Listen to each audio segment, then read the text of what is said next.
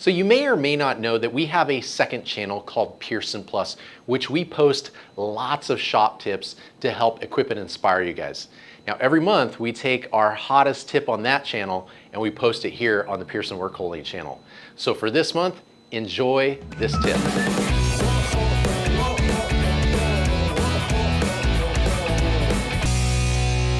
Hey guys, in this week's Pierson Plus video, we're gonna show you 3 tips in this one video. We're gonna talk about coolant management. We're gonna talk about work holding security, specifically some of the tips we have for holding smaller parts, small-ish parts on vacuum chucks. And one of the necessary evils that all of us machinists just think we just have to keep doing, we stopped doing it, and it's talking about blowing off parts at the end of the cycle. I'm gonna take my video guy, Nathan, he's gonna go out and talk to Alex, and we're gonna give just a Q&A session, and hopefully this gives you some really good tips to implement in your shop. Let's head out there. Yeah, so right now we're working on our bottom plates, our 710 bottom plates. Awesome. And with this fixture, since it's a smaller piece, we use the sandpaper method.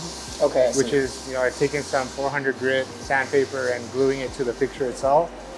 That way it just helps with traction. Nice. And also on this fixture, we machine a little path for the coolant to come out, because the problem we were having was creating a little pool, and even with the air knife, some of it was still thick in there, so it just helps evacuate the coolant. Okay, so that's just why that one side is different. Yeah. And as far as the air knife goes, we just had this little bracket machine for us. Okay. And all that it does is it mounts to some holes that are already in the spindle, and then we mount the air knife to this. Okay. And we just ran a 3/8 air tubing to it, and it's controlled with the solenoid that we put in here, and we trigger it with the M code. Okay. So we can have it at the very end. We just created basically like a 2D contour, just down the center, turn it on with the M code, and then it just cleans off the majority of the coolant. That we're not there just wasting time, blowing it off. Yeah. And so where are you actually getting those air knives from? Are you buying them new, or are you getting them used offline? Typically we get those off of eBay.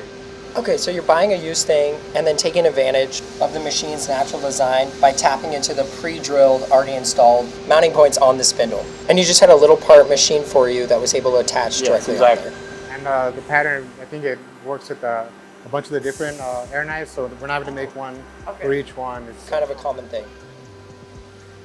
So what was the process like installing this besides making that custom bracket? Did you have to do anything special or to hook it up to the air, or? Other than the solenoid, and running the tubing, we just ran through a factory hole in the machine, just mounted it to the back, and then just created an M code port, or unused M code port to trigger it. So yeah. Were you guys finding any issues getting it aligned or angling it in a correct way where it's effective? Or was it able to just run off the shelf? Yeah, off the shelf. We just hooked it up and then just got it going. Okay. Yeah. Nice. That's awesome. Yeah. Do you remember how much time you were spending on it before you got it implemented? And then how that kind of changed the game for you guys?